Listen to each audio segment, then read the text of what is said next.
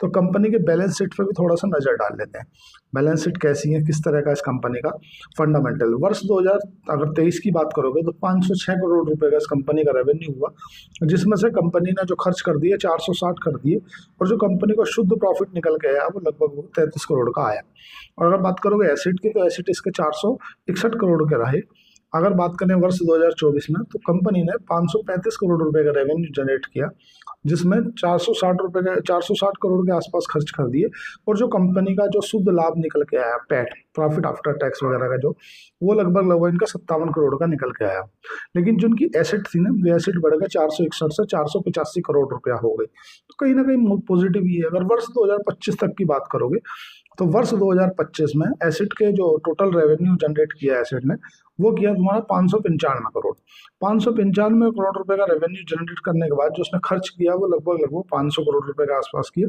ये बेटा खर्च मिलाकर टोटल इनका 70 करोड़ रुपए के आसपास, 69.95 है, तो मोटा मोटी 70 पकड़ लो आप।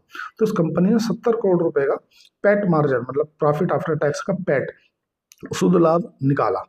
अगर बात करोगे कंपनी का जो एसेट है, वो एसेट 556 करोड़ बढ़ के हो गए। अगर जून तक का जो इन्होंने डाटा दिया है, मतलब जून तक इन्होंने बोला है कि 152 करोड़ रुपए का हमारा रेवेन्यू हो गया, जिसमें से लगभग 124 करोड़ रुपए का एक्सपेंस है, तो लगभग ये मान के चलो 20 से 21 करोड़ रुपए का इन्हें शुद्ध लाभ अभी दिख रहा है। अगर इनके एसेट की वैल्यू देखोगे, तो एसेट की वैल्यू भी 586 करोड़ के आसपास बढ़ गई है। अगर बात करोगे इसके QIB, जो क्वालिफाइड इंस्टीट्यूशनल इन्वेस्टर हैं, उनके लिए कंपनी ने 20% के लिए 20% कोटा अलग से रिजर्व रखा है।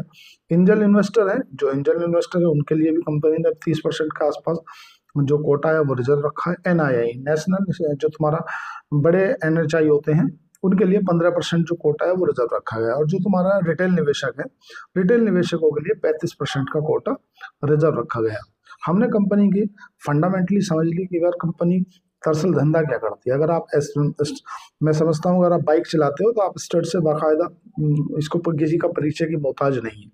ये कंपनी हेलमेट बनाती है, और हेलमेट में भी विश्व में पहले नंबर पे आती है। वर्ष 2024 में इस कंपनी ने 7 करोड़ जो हेलमेट थे वो सेल किए, मतलब रेवेन्यू तो काफी अच्छा खासा है, उसमें तो कोई बात ही नहीं।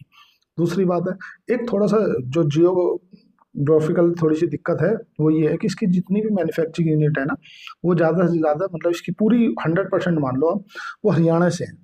और एक ये है कि जितना भी पैसा प्रमोटर मान लो IPO के जरिए ले रहा है ना, पूरा का पूरा अपने पास रख रहा है, कंपनी की ग्रोथ में काम आने वाला नहीं है।